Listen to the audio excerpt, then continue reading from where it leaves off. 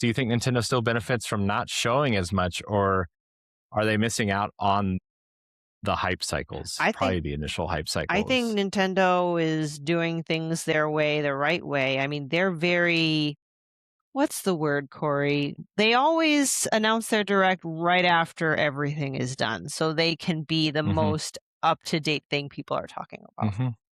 They're always the last to go, and they're always the last to announce their stuff. And then when you put a treehouse afterwards, like they're gonna have the spotlight all day.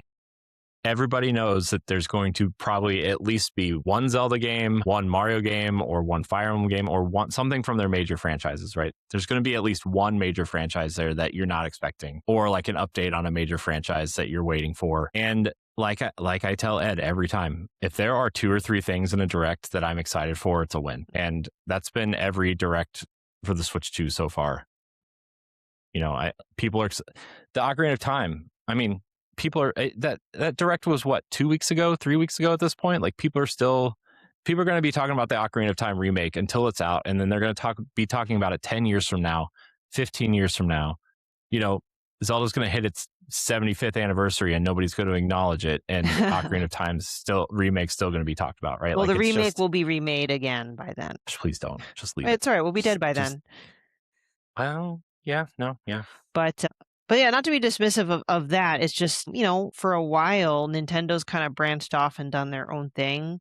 And I don't think that they've suffered negatively at all because of that. And they still usually do the direct around that time. So even though Nintendo considers themselves separate, I'm like, yep, it's Summer Games Fest week, quote unquote. Yeah, I mean, technically the Xbox Summer Showcase and the State of Play are separate too. Exactly. But like, it's just like E3, right? Where like these companies were separate, but they were all scheduled out to go the same time as the rest of them. So yeah, Nintendo, you do you. It's if it's still working out for you, and it seems like it still is, just keep doing it. So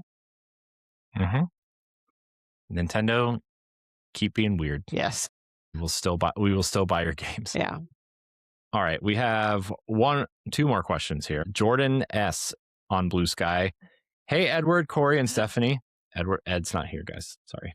Long-time listener here since the early Switch 2 speculation days. Oh boy, so like 2019. After the June 2026 Direct, do you think Nintendo is finally comfortable showing games closer to release, or are they still playing things close to the vest? Thanks for all the thoughtful discussion every week. I'm just happy that I was mentioned in the question. What the heck? That's awesome. I put it out on socials that you were joining me tonight, okay. Stephanie. All right. I don't feel special anymore. But I mean, that means somebody saw the social post. So I mean, that's a win. I don't know about you, Corey, but even though the business practices are slowly evolving, you know, in this kind of up and coming like leadership with Nintendo, I feel like they still play their cards very close to their chest. Yeah, they still definitely.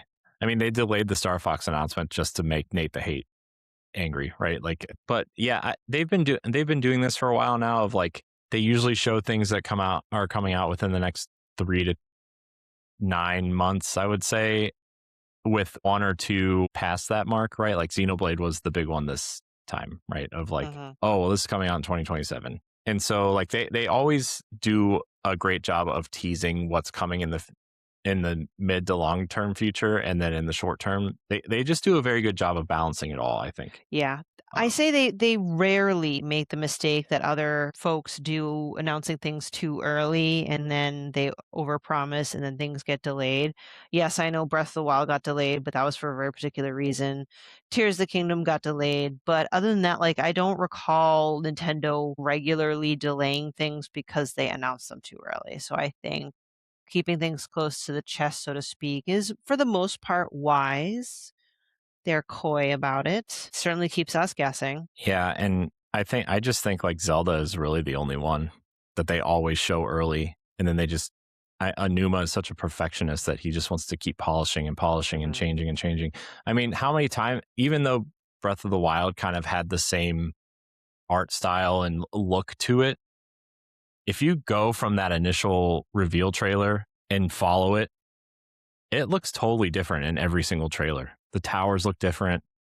The shadows and lighting look different.